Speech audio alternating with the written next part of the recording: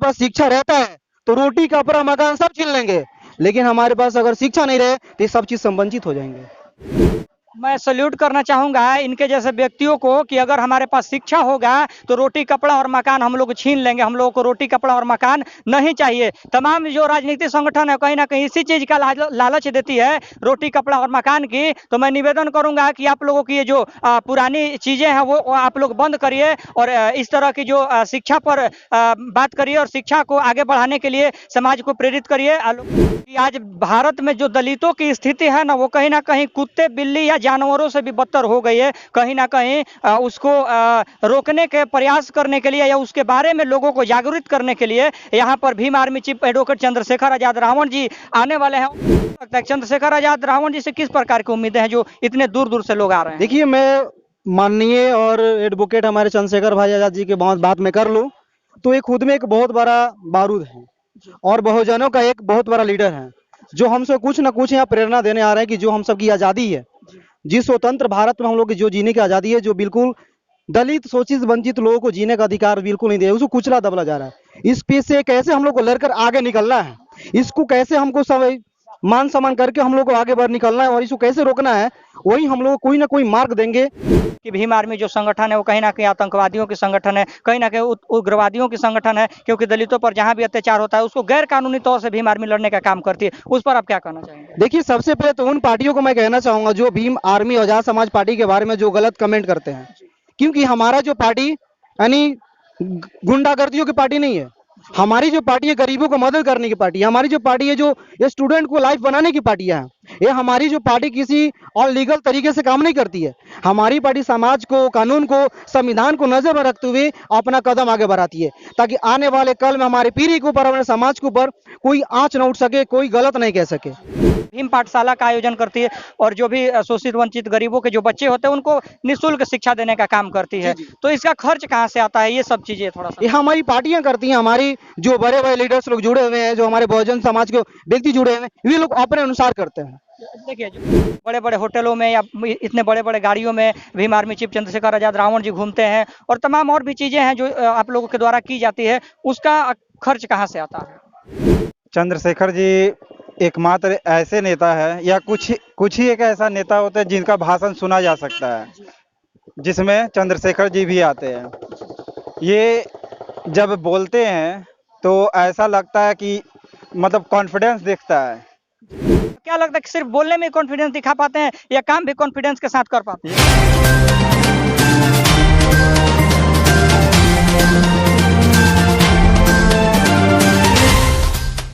नमस्कार, मैं युवराज और आप देख रहे हैं 24 न्यूज। इस वक्त मैं बिहार की राजधानी पटना में मौजूद हूं और ये अभी पटना के मैं श्री कृष्णा मेमोरियल हॉल में मौजूद हूं और यहाँ पर Bhim army chief advocate Chandrashekhar Azad Ravan ji आ रहे हैं और आप जो लोग देख रहे होंगे ये सभी लोग भीम आर्मी के सदस्य हैं और कहीं ना कहीं भीम आर्मी चीफ का एडवोकेट चंद्रशेखर आजाद रावण जी का बेसब्री से इंतजार कर रहे हैं। मैं इन लोगों से कुछ जानने का प्रयास करूंगा। भैया अपना नाम बता दीजिए पहले तो। मेरा नाम धीरज कुमार हुआ। कहाँ से आए हैं ये बताइए।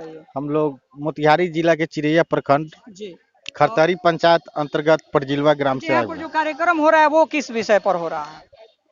वह जो भीम आर्मी के संस्थापक जी एडवोकेट चंद्रशेखर आजाद जी हैं, जी। वह अपने समाज के लोगों को जागरूक करने आ रहे हैं, उस पर विचार विमर्श किया किस जाए। प्रकार की जागरूक करने आ रहे हैं, मतलब क्या बताना आ रहे हैं ये बताइए।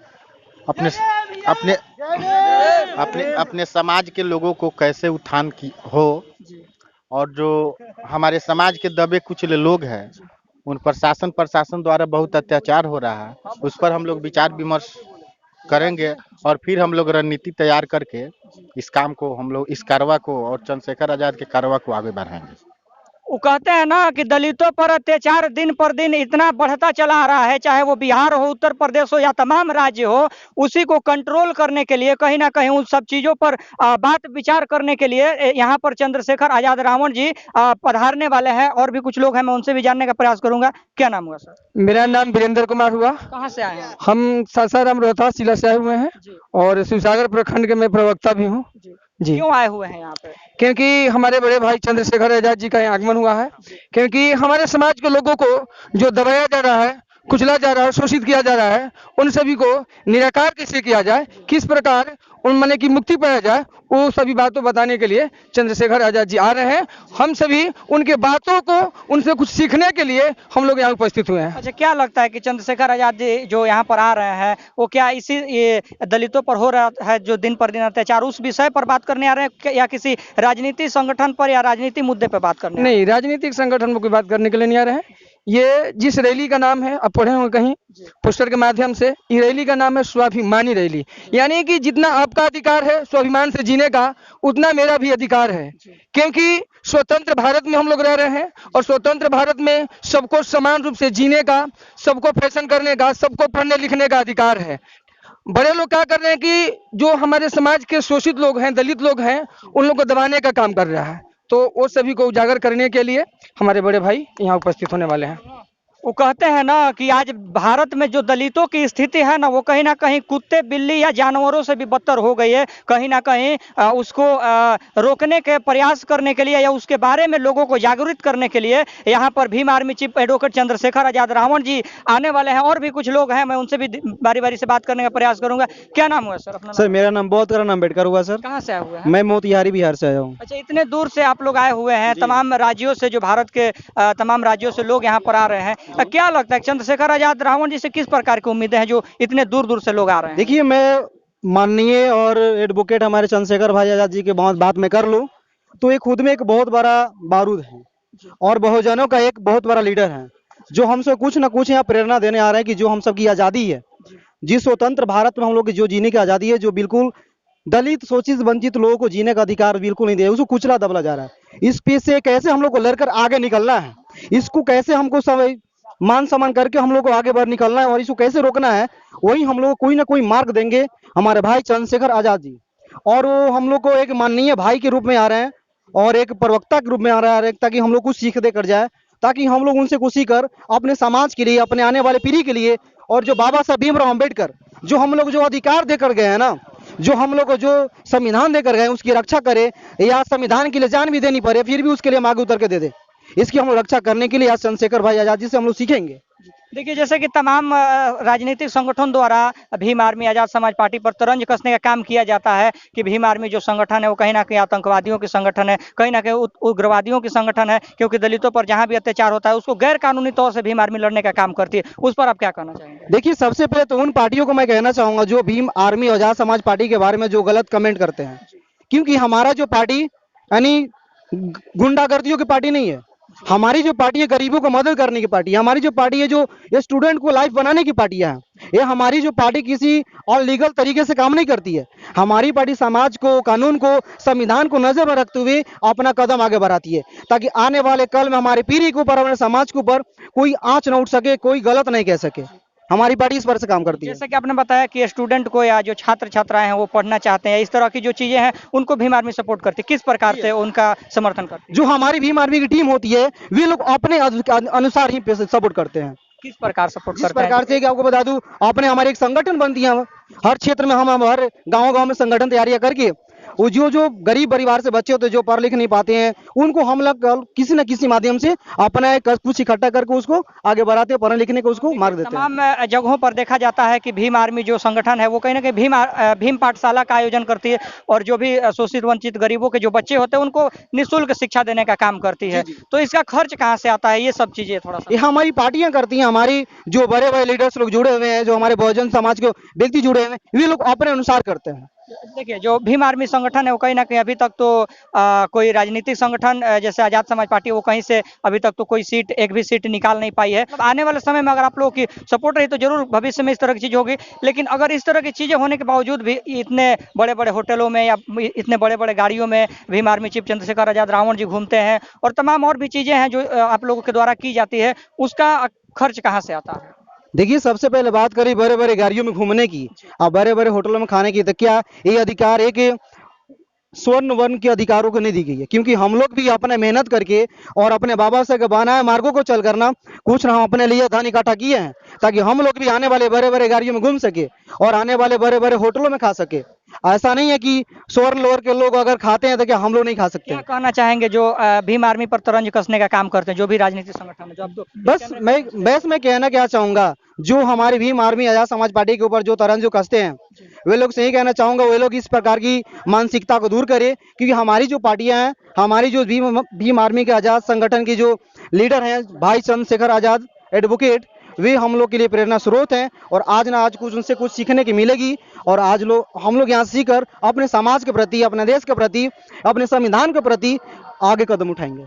आप देख सकते हैं कि जो लोग भी भीम आर्मी और बहुजन समाज पार्टी और तमाम बहुजनों की जो संगठन है उस पर तंज कसने का काम करते हैं, उन सभी के मुंह पर तमाचा यहाँ के लोग मारने का काम कर रहे हैं कि किस प्रकार से हमारी संगठन उग्रवादी नहीं सिखाती, गन चलाना नहीं सिखाती, तलवार चलाना नहीं सिखाती, बल्कि कलम चलाना सिखाती है। और जो व्यक्ति कलम नहीं चला पाता उसको कलम चलाने के लिए प्रेरित करती है हमारी पार्टी और हमारे चंद्रशेखर आजाद रावण जी। तो मैं कहना चाहूँगा कि जो भी राजनीतिक संगठन है इस तरह का जो भीम आर्मी या आजाद समाज पार्टी पर या तमाम बहुजन समाज के संगठनों पर तंज कसने का काम करते हैं, उन लोगों से निवेदन करूंगा, उन लोगों को कहना चाहूंगा कि यहाँ खोल करके इस दृश्य को देख लेना कि किस प्रकार से यहाँ दलितों को, गरीबों को और शोषित वंचितों को आगे बढ़ाने का काम किया जाता है और सभी को समान रखने का काम किया जाता है। मैं एक और बात कहना चाहूंगा, क्योंकि हम लोग उस पद्धति पे काम कर रहे हैं, हम उस पद पे चल रहे हैं, क्योंकि मेरे बाबा साहब भीमराव अम्बेडकर ने कहते, शिक्षा वो शेरनी माँ का दूध है, जो जितना पिएगा उतना दहाड़ेगा। तो मैं यहाँ पे मौजूद सारे बहुजन पार्टी के समाजवादी व्यक्तियों को मैं कहता हूँ कि आप लोगों को जितना हो सके उतना शिक्षा लीजिए, कि शिक्षा है तब हम लड़ पाएंगे, शिक्षा नहीं तो कहीं लड़ नहीं पाएंगे, अपना अधिकार को नहीं ले पाएंगे। अगर हमारे पास शिक्षा रहता है तो रोटी कपड़ा मकान सब छीन लेंगे, लेकिन हमारे पास अगर शिक्षा नहीं रहे तो ये सब चीज से वंचित हो जाएंगे। मैं सल्यूट करना चाहूंगा इनके जैसे व्यक्तियों को कि अगर हमारे पास शिक्षा होगा तो रोटी कपड़ा और मकान हम लोग छीन लेंगे, हम लोगों को रोटी कपड़ा और मकान नहीं चाहिए। तमाम जो राजनीतिक संगठन है कहीं ना कहीं इसी चीज का लालच देती है, रोटी कपड़ा और मकान की। तो मैं निवेदन करूंगा कि आप लोगों की ये जो पुरानी चीजें हैं वो आप लोग बंद करिए और इस तरह की जो शिक्षा पर बात करिए और शिक्षा को आगे बढ़ाने के लिए समाज को प्रेरित करिए, लोगों को प्रेरित करिए। धन्यवाद।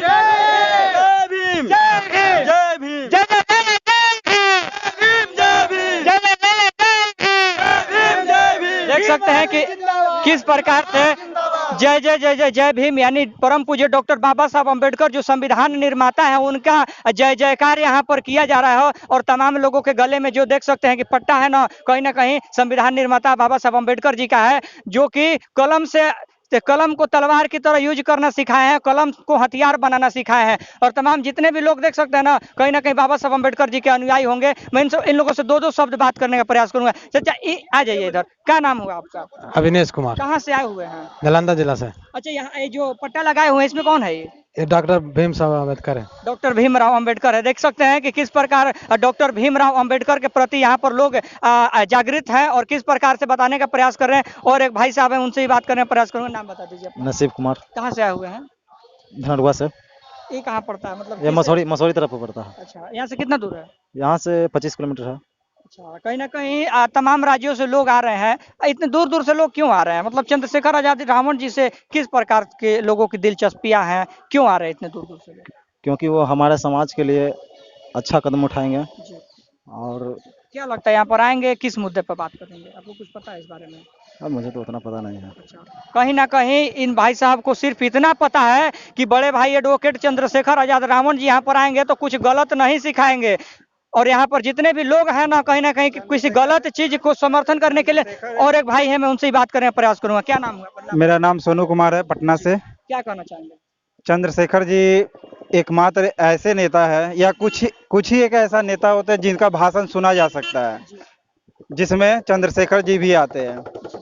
ये जब बोलते हैं तो ऐसा लगता है कि मतलब कॉन्फिडेंस दिखता है कि हाँ कि ये कोई ऐसा व्यक्ति है जो लोगों के बीच का आवाज उठा रहा है या फिर मुद्दा उनका बोल रहा है।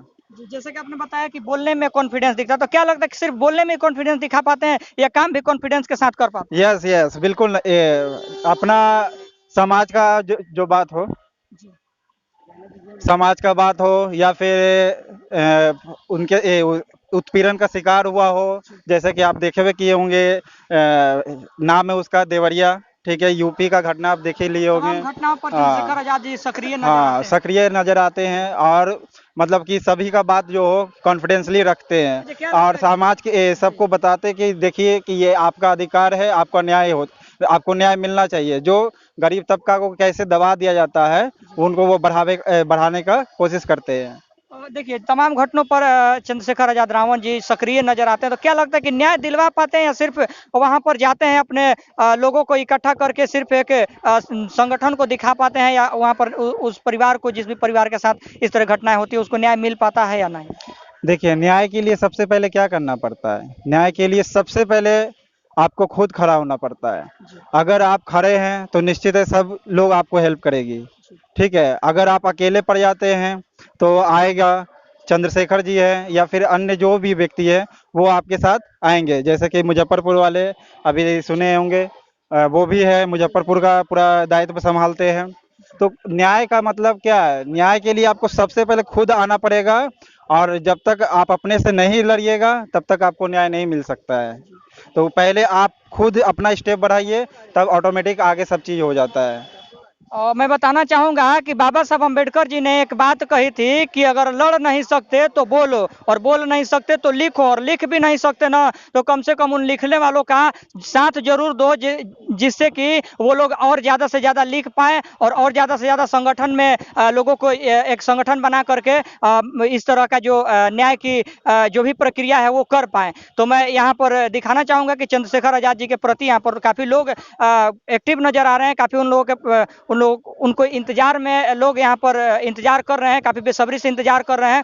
और कहीं ना कहीं इंतजार क्यों ना करें, क्योंकि जब भी बहुजन समाज पर अत्याचार होती है कहीं ना कहीं चंद्रशेखर आजाद रावण जी सक्रिय होने का काम करते हैं और न्याय की लड़ाई लड़ने का काम करते हैं। जब तमाम जितनी भी घटनाएं हैं, चाहे वो रोहित वेमुला की घटनाएं हो, मनीषा वाल्मीकि की घटनाएं हो, या और भी तमाम घटनाएं हो, सभी घटनाओं में चंद्रशेखर आजाद रावण जी एक्टिव रहे हैं और आगे भी चल करके रहेंगे। बाकी मैं इस सभागार से अंदर की तस्वीरें दिखाने का प्रयास करूंगा। मेरा कवरेज कैसा लगा कमेंट बॉक्स में बताना मत भूलिएगा। आप देख रहे हैं AR24 न्यूज, बने रहिए मेरे चैनल के साथ।